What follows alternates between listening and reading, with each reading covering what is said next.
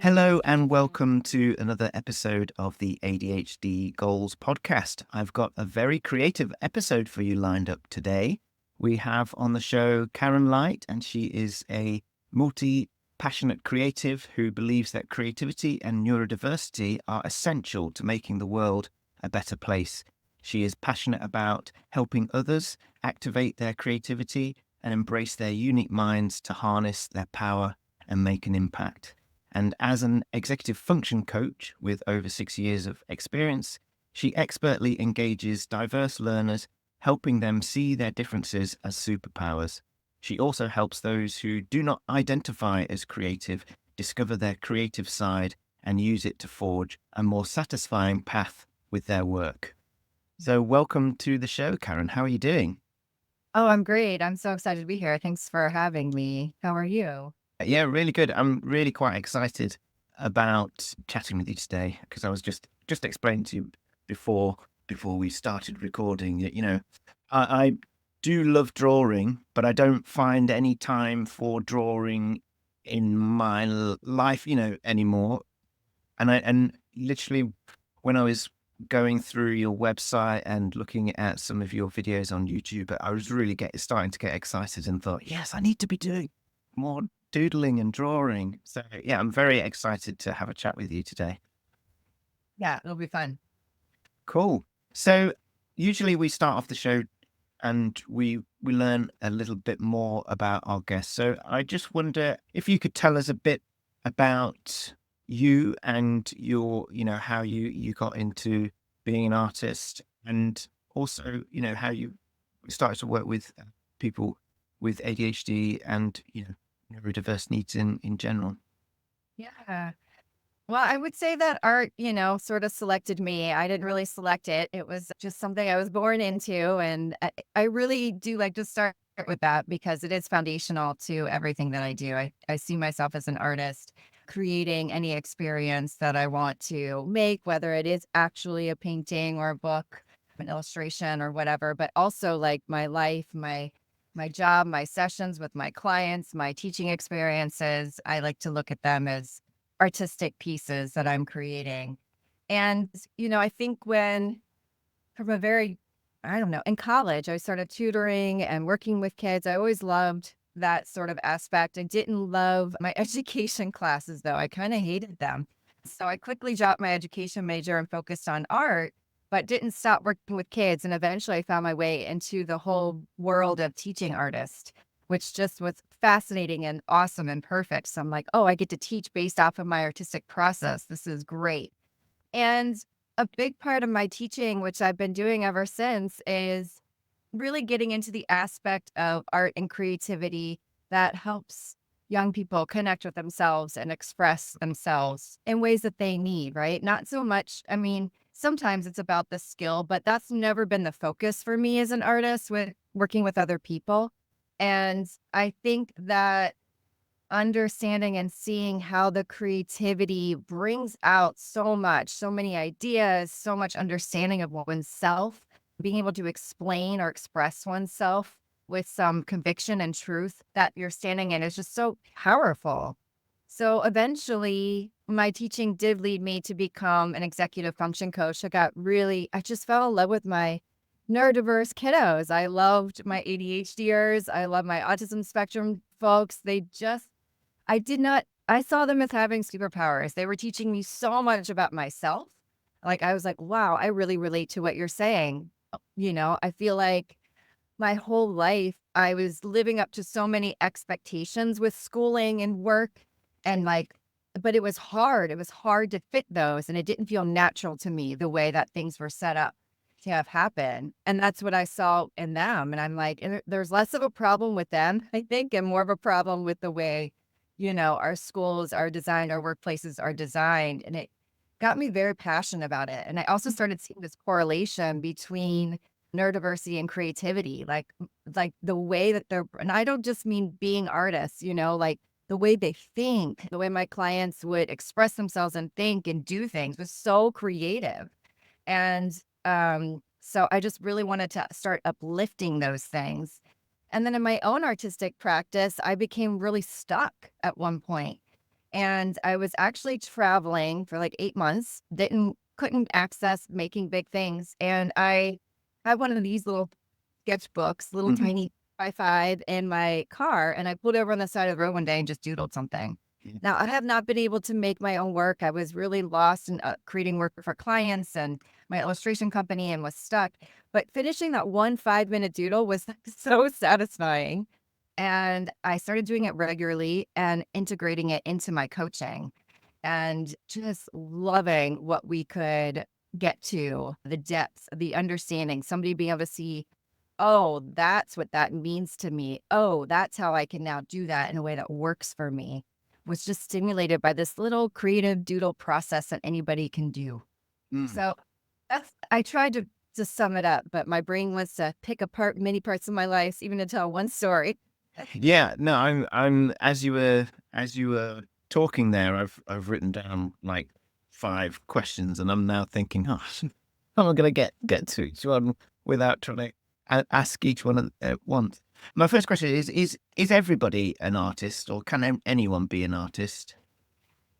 Yeah, so I think it's a really interesting question. I think that yes, in a sense of the word of like we're artists of our lives. Like if we look at it in that way, that our life is our grand masterpiece and we get to select the colors and we get to decide what goes on there, we get to make meaning from it, we get to express who we are, then we are all artists.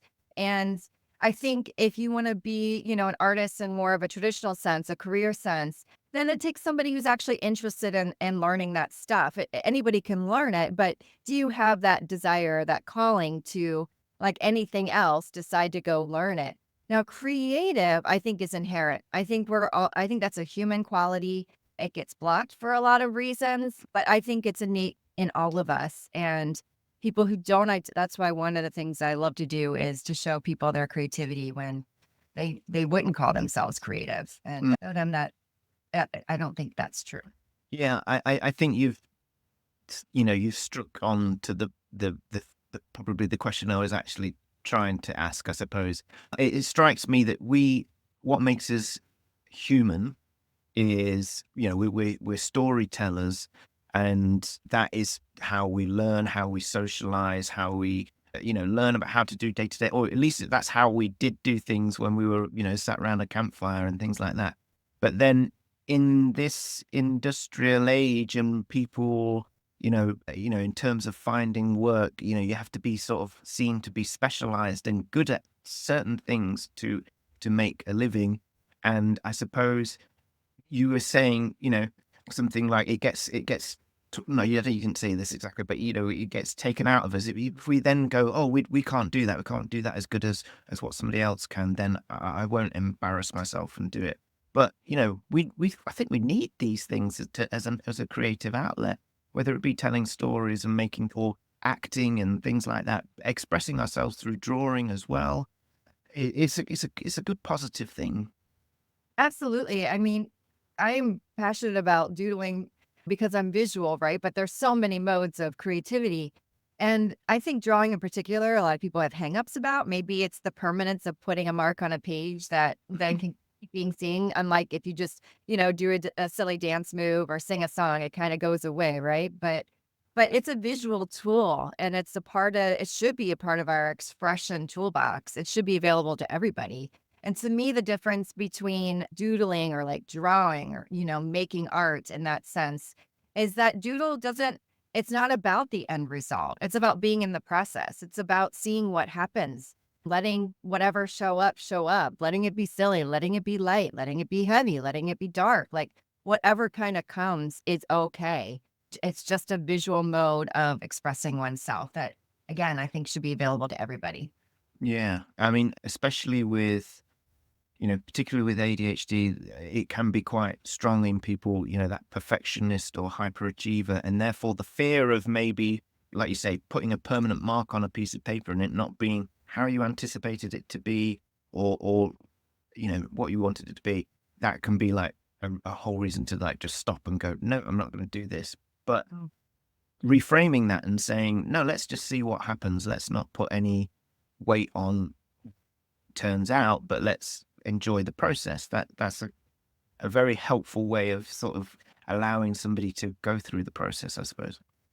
Yeah, and I think, people come at different levels of openness to trying it, and I can sense when somebody has a lot of fear around it, or maybe they'll just tell me, like, Mm.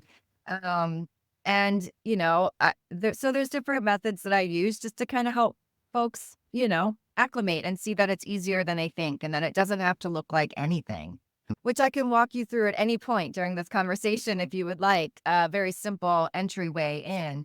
And then we can, the conversation starts from there, from that little thing that they did. I show them how meaningful it can be. Like you said, humans are storytellers, and part of storytelling is meaning making.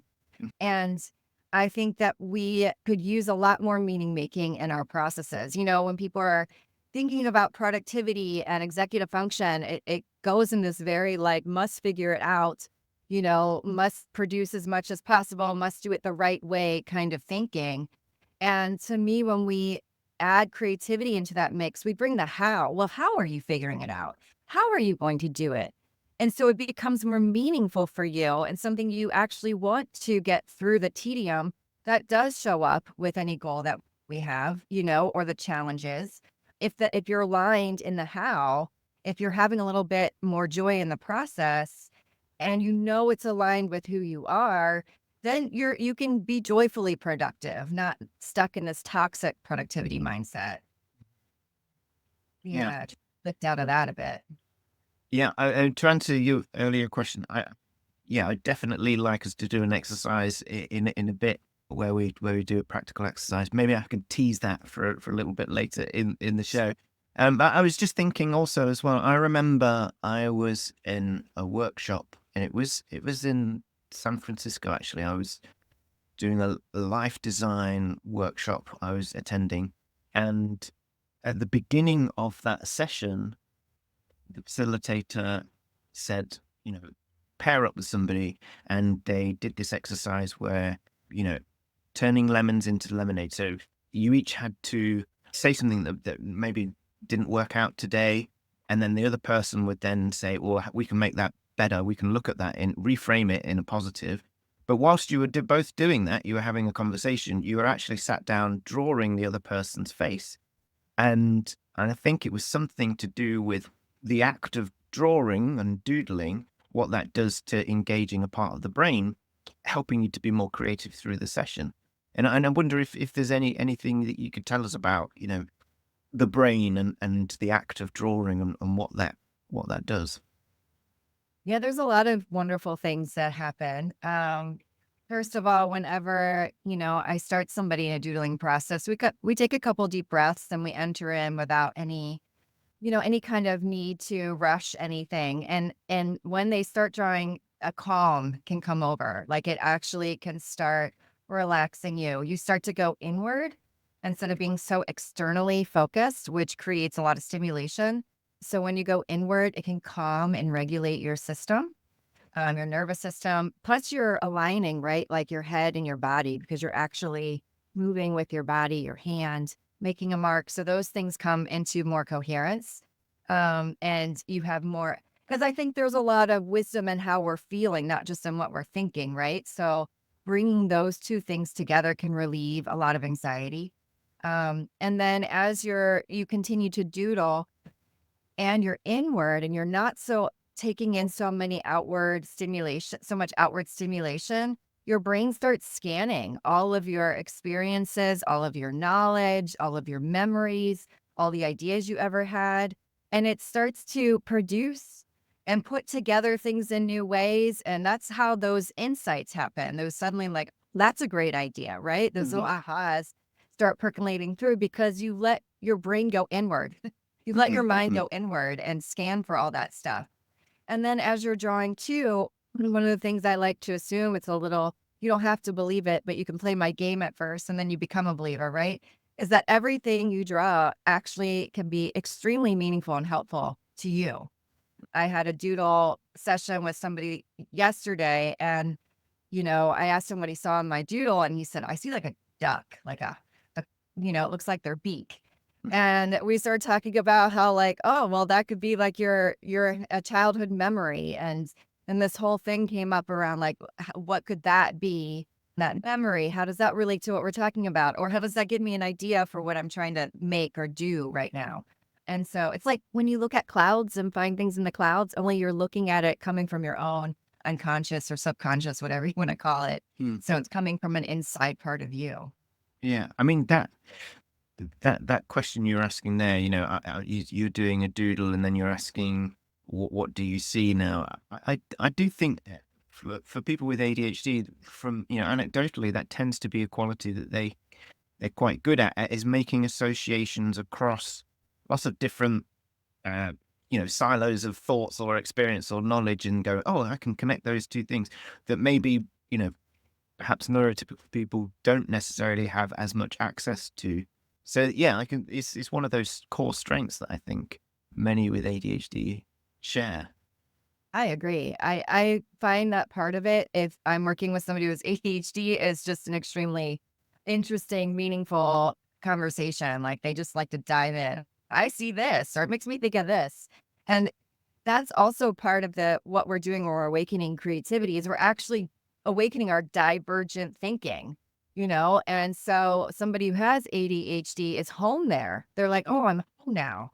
And when that's one of the things I like about it so much, because one of the things that I think really blocks somebody who has ADHD is not being able to be in their natural state enough, or thinking that they shouldn't be in that divergent space, because our society so overvalues being focused and concentrating and banging it out. And there's a place for convergent thinking, right?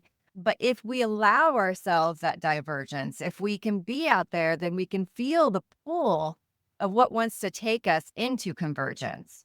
But if we don't allow for that divergent and we're just trying to be convergent all the time, we lose why we're even doing things. Yeah. Why are we doing that? Doesn't it make sense? And so it's Yeah. harder to follow through and do all those things that need to happen to see something. Yeah, I mean, I think that can be quite a common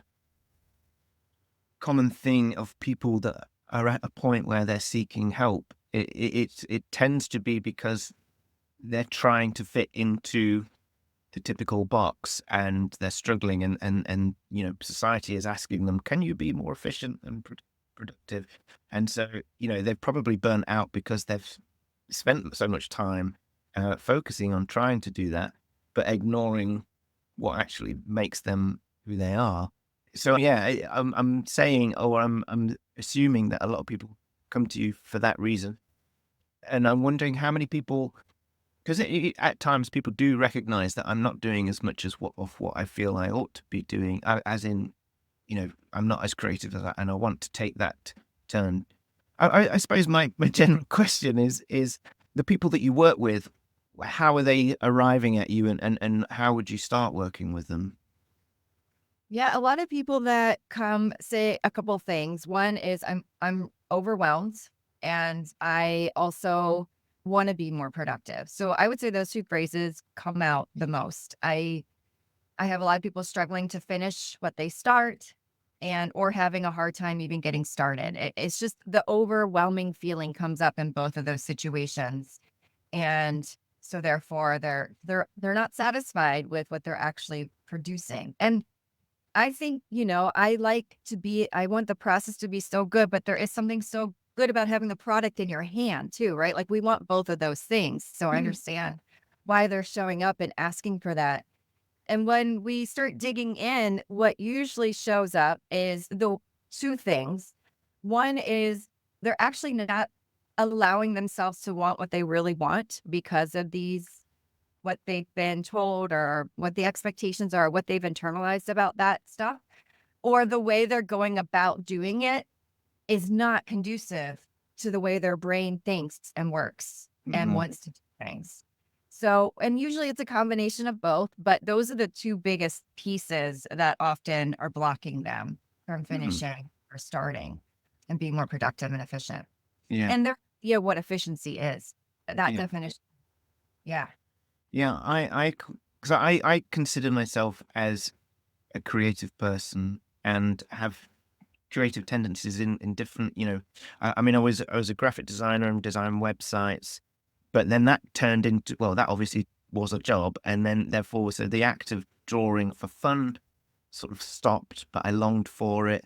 And even like music as well. I like to play music, but then I thought, well, no, if I'm going to spend time doing it, it's got to have some, value, as in, well, I bet it, and it took all the fun out of it. And it can just be not giving it enough space, treating it in like a really sort of functional way, and approaching it in a way that needs to be efficient.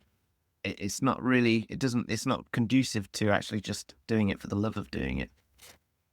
Yeah, so one of my business is an illustration company and I illustrate books, mostly children's books for self-publishing authors. And that was sort of the point that I'd gotten to why I started doodling, because all my work was about what the clients wanted, what their stories needed. And I had got really disconnected from my own artistic voice and what I wanted to create, because I love to paint. I was a sculpture major, like all of that kind of thing. Writing. I mean, I like a lot of things too. And so one of the things I have worked with a lot of young illustrators who have this major fear that what I love is going to become something that I hate. That is a prevalent message in our society, because once you start saying like, oh, I've got to market this thing. Oh, I got to make other people want to buy it from me. It's easy to lose your own voice. And I think it's so empowering. Like, I can't believe that people pay me to draw. It's awesome and amazing, right? I don't want that to ever go away. But I have to continue to develop and play in spaces where there are no expectations, where whatever I want to make can be whatever I want to make it, where it can be a mess if it's a mess, where I can hate it if I hate it, where I can pivot when I want to pivot, and not need to worry about like, oh, that's not what they hired me for. So I think it's really important that those two things are cultivated together, and that, that does inform this. You are going to, just because you get paid for it doesn't mean you're not going to evolve there. Not allowing yourself to do it will stifle your creativity as well. Mm. You mentioned earlier the doodling exercise. I wonder if now's a good time to take me through that. So what does it involve?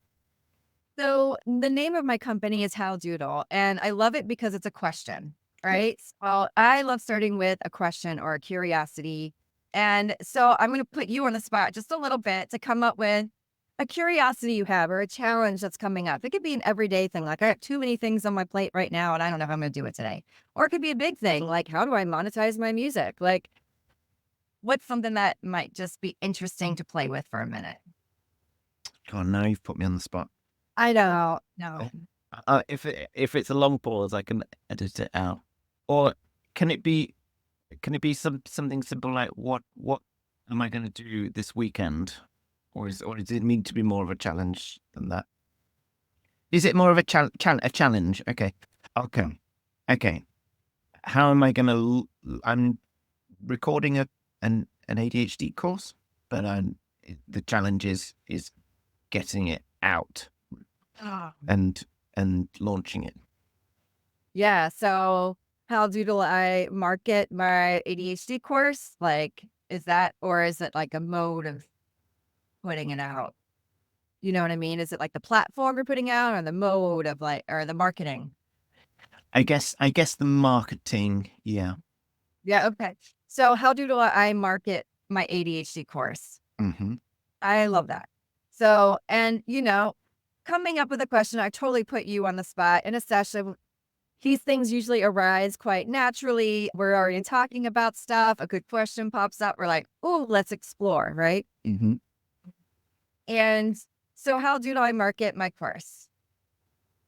Okay, I'm just writing it down so I can hold it. I often have my clients write the question down so they'll be able to remember what this doodle could help them with. Do I need to be doing anything at this point? Yes, you're going to doodle along with me. So you got a piece of paper ready? Yeah.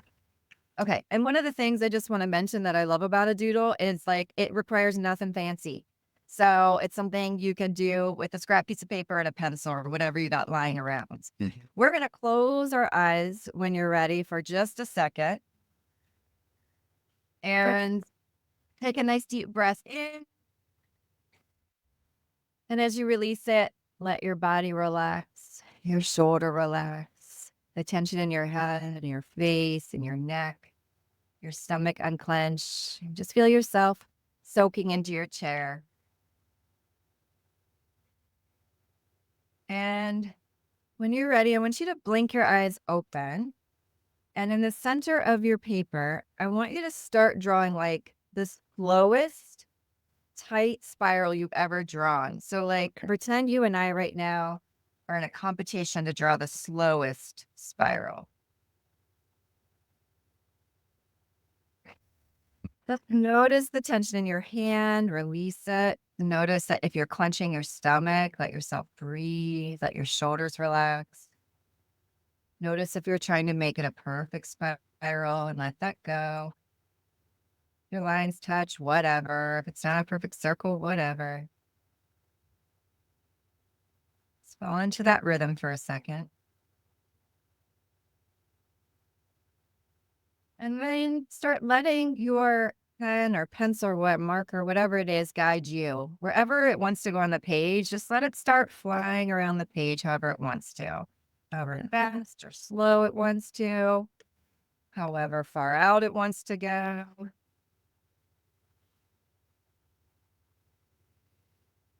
Yes, I love your camera. That's so cool that it goes to your desk. I need one of those. If your line wants to pick up and go down somewhere else, that's fine. It could stay totally abstract. If you see a shape you want to make, that's fine. We're just going to take another few seconds here and wrap it up for now. So find a nice resting spot. There you go. Perfect. So first of all, you're a master doodler. That is awesome doodle. That's all it takes. And so now what we're going to do is play a little game that I love to play, which is you're going to look at mine and I'm going to look at yours. And if this were your doodle, what might you see in it? So do you see mine for a second? Yeah. Here we go. Oh, well, oh, wow. Okay, so I'm starting to see a face, like a jellied man's face, but slight tear. Yeah, always see that. That's great. Yeah, okay. So if I were looking at your doodle, one thing that comes up immediately is I saw this very like the solar system, like Yeah, orbit. Yeah, like orbiting around. I did So think that when I did that bit, I thought, oh, it's like the orbits. Yeah. like galaxy. And then it's interesting because that one swoop almost looks like it's the start of I'm not a musician, like a treble clef, or it almost looks like you got a treble clef going on in there too, which we were talking about music earlier, in the conversation. So, okay, we just did all of this super fast. Usually it's a little bit slower. Yeah. But now because you've done a little doodle, your creativity is stimulated. All right. You've got the creative part of your brain working. You've let go, you've released, you're in a more divergent thinking space. And so now we're going to draw some connections between your question and what you see in your doodle. So your question is, how do I market my course? Any initial thoughts come off based off of what you noticed about your doodle or see in it or we talked about? Well, I have to say that when the two things that you picked out, like when I was doing those wide ones, I did think of space and I suppose the expanding solar system. So if I was to draw a link between those, ideally I want it to reach as many people as possible. So I'd say that's probably one connection. I'm not sure. Well, I also felt the music when I did that treble clef. I suppose it's close. Like I either do that when I'm doing pound signs or treble clef signs. So when my hand did it, it automatically thought of, oh yeah, I recognize doing that. So can I in some way put some creativity into it that makes it more my own and unique to anybody else's similar course? Yeah, I love that. So I had two things. One was that exactly that creativity. Like, would it be fun for you to actually write music for? I don't know what your music background is. I know you like to play, to actually write music for your course or to market it for music somehow. Mhm. I mean, music is such a catchy way, right? It gets in our head and It's just fun. And then secondly, something you said about, oh, it's so familiar the way my hand is moving. This is Hmm. familiar.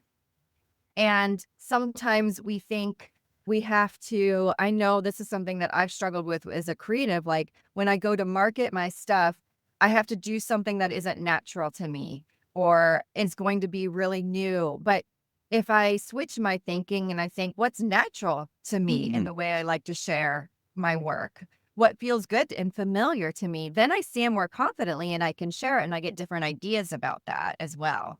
Yeah. So I don't know if any of that hits anything. Yeah. No, I mean, the way you just said that, then we can feel like, particularly when you're sort of doing a business or doing certain things, when you don't know how to do something because you've not done it before, then it's easy to go looking for the answers by how is everybody else doing it. But then it's easy to fall in the trap of doing it just like everybody else does it, and it's not an enjoyable process, and therefore you end up not enjoying it and maybe not completing it. Whereas what you're saying is, how can I make it more like, enjoyable for me? And then that will come across in the delivery of it.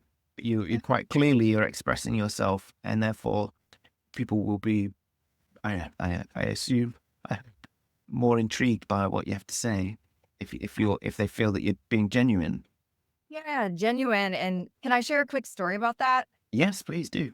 So when I first started my illustration company, I had quit, my job and I had nothing. I didn't know how to market myself or how to network or do anything like that. It seemed really scary to even equate myself as an artist, as a business person was just something I wasn't even comfortable with. But everybody kept telling me, you got to network, you got to network, you got to network.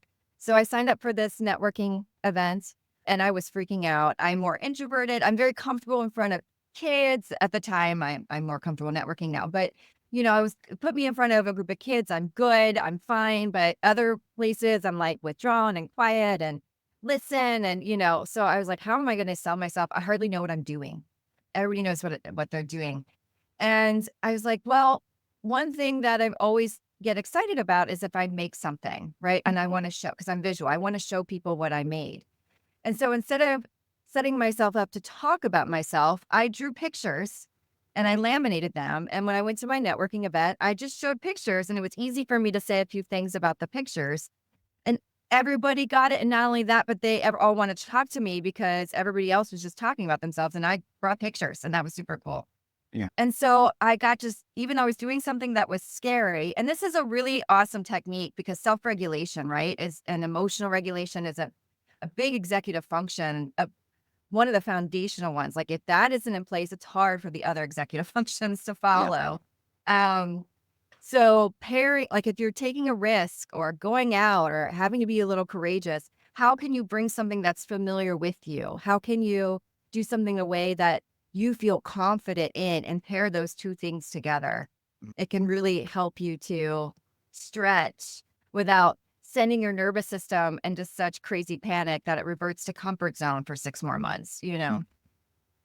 Well, as you were telling that story there, I was thinking about the question that I posed myself about how to put creativity into what I'm doing. And one thing that I find challenging, or I hit a roadblock, is for the course is creating slide decks and presentations. I feel like I ought to make them professional and look like other people's slide decks. Whereas, and so I'm like, how do I make it professional? How do I get the right pictures to match what I'm saying? And in reality, I'm thinking I'd quite like to draw these actually. But one barrier to that has been I don't have all the same sort of software and kit that I did have a few years ago, and my iPad has since died. But my kids are actually getting new iPads, so I might actually steal it and start drawing the pictures I want for the presentations rather than having the boring stock images that you sort of everybody makes it look like everybody else's. So this is so cool because this is what creativity does for us. It puts us back in tune with what feels right and natural for us, right? And gets us excited about an idea about how to do something. Because creating slide decks, I have a course. I have done that work, and it keeps I don't know how many slides I have, right? Like, you have to persevere through that Mm. piece. And if you're constantly in a state of trying to make it professional and live up to expectations and be in a way that isn't natural to you, that process becomes a lot more difficult and challenging. And that's the kind of thing that makes people stop halfway through and then think there's something wrong with them. And then, the downward spiral begins. But like you said, now you have this idea. And then you also brought up a barrier, right? Oh, Mm. have the same tools I used to have to make this happen. So that's where like the executive function starts coming in. Well, if you're excited enough about the idea, then you'll be excited enough to think through the logistics of making it happen. Mm-hmm. And those two things, when they're married, are very powerful. Yeah. Yeah. I'm already excited. I thought that there. I love hearing that. Yeah, it's great. And that's just the beginning. So sometimes something else comes up, like you said, oh, it has to be professional, right? We kind of worked through that pretty quickly. You dismissed it, but other people might really get caught there. That might be something that's really ingrained. And sometimes doing a creative exercise around what does professional look like? If I just asked you to draw a professional, what might you draw? Versus like, what's you? And, kind of sort of starting to see yourself as professional in your own right with your own expertise and your own ideas would be a new identity to kind of build, which the visuals can help you to do. So. I'm just trying to think of how did that actually just work then?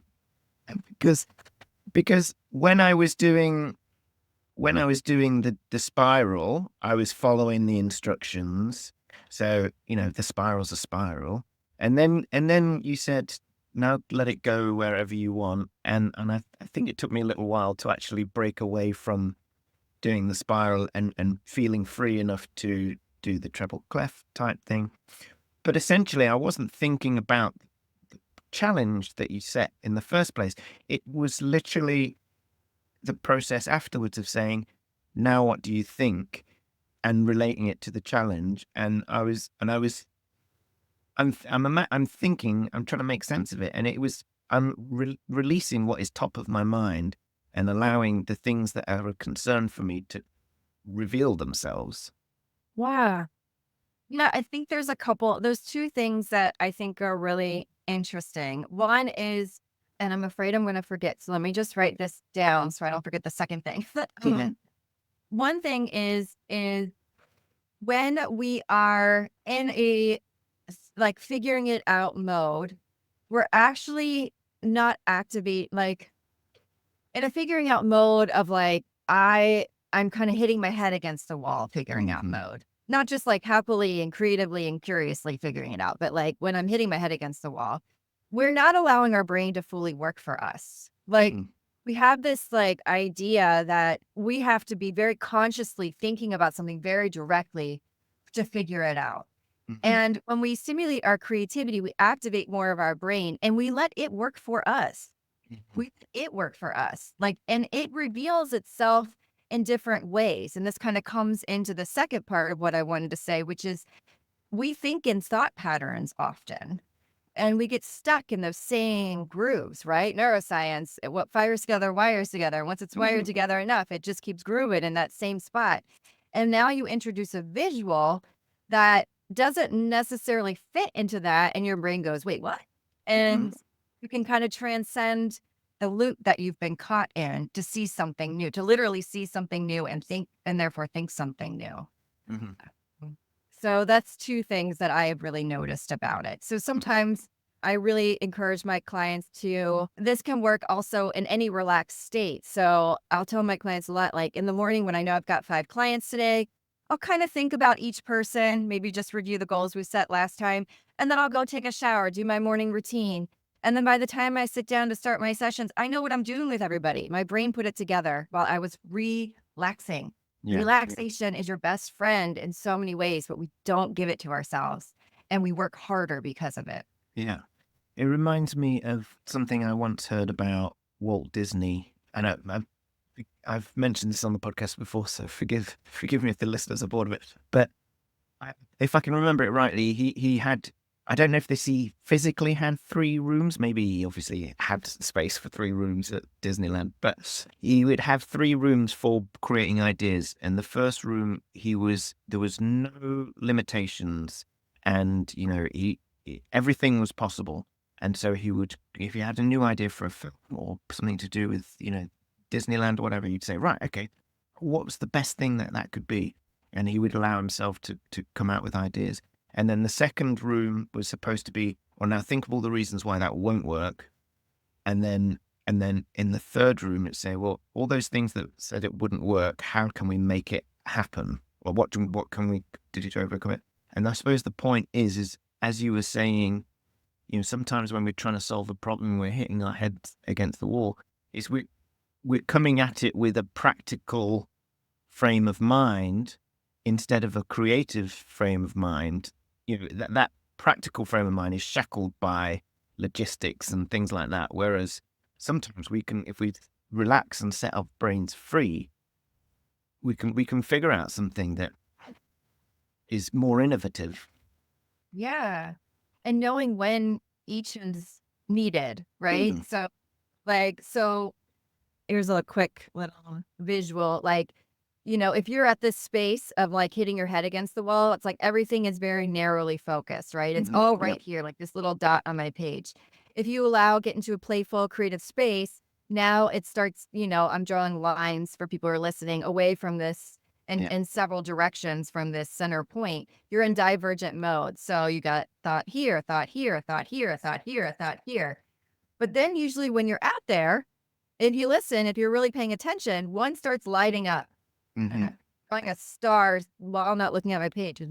Oh, star sort of pulls you in a direction and you'll be more convergent again, right? But it'll be with this purpose and this inspiration and this excitement that makes you want to figure out the practical elements, that makes you want to kind of focus in on something. And then what will happen? Well, you'll hit a brick wall somewhere again, and you'll need to be in playful mode again to figure out how to get to the next part. Oh, now this is calling me. One of the things that I think really trips up a lot of people and my clients is thinking they have to know the whole path from beginning to end to start. Yeah.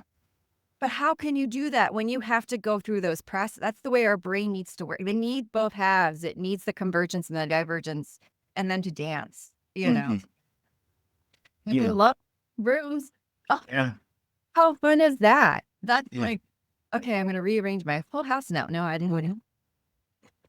Yeah. I mean, what you're saying about with specifically with ADHD, there's 2 things that can trigger procrastination or, just not able to start, is if something is too vague, then therefore we need to figure out the whole process. I mean, even with telling stories, I have to tell you all the context of all the things as I pass from one part to the next. So you have to see the full picture. But then as a consequence of that, once we've got the full picture and we've explained everything we need to do, we're then overwhelmed by everything that we need to do. And so we're still stuck in procrastination mode. And it's about, as you said, we need to dance between those. But I suppose there's something we need to find somewhere, a comfortable track in the middle that says, I'm comfortable with not knowing what comes after this.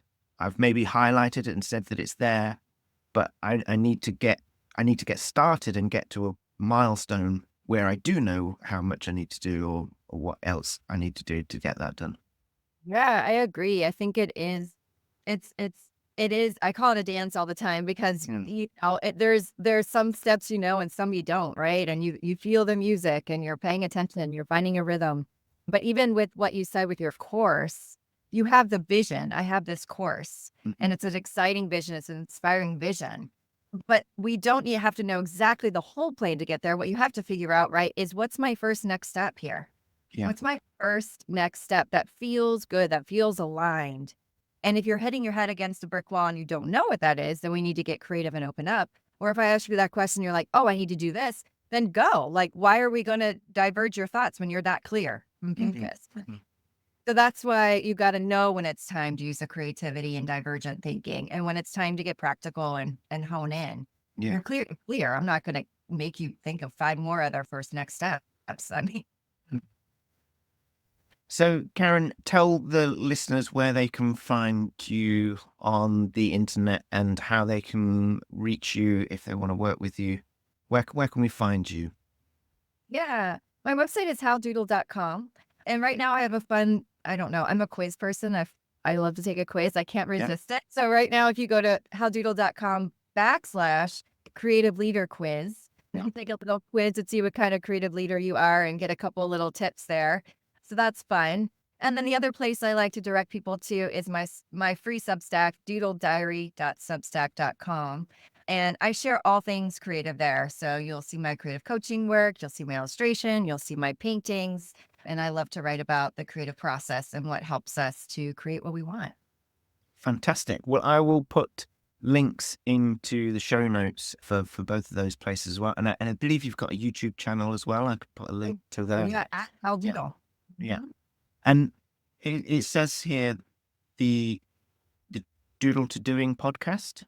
Doodle to doing. Yep. Wow. Which is what we've been talking about, right? We doodle and to figure out how to do the things we want to do. There we go. Well, honestly, that I've really enjoyed that session, and I was like, thank you for coming to the session with me. I actually feel like I've got something to take away, and that's something I want to do, and I also feel energized and excited. So yeah, I really That's the best. excellent. Yeah.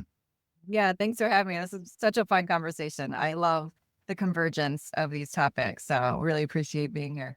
Excellent. Cool. Well, thank you very much. Take care. You too. Well, there we have it. Thank you so much for listening this far. If you want to hear more episodes, then please subscribe on YouTube or whatever podcast platform you use. It really helps to spread the word. So if you know anyone this episode could help, then please share it with your friends. If you want to follow me on social media, I am on Instagram at ADHD_goals, and you can find me on Facebook too. If you want to get in touch with the show, then you can email me at hello@adhdgoals.co. And finally, if you're struggling to manage your ADHD and you would like me to be your coach, then please head over to my website and get in touch. Until next time, bye for now.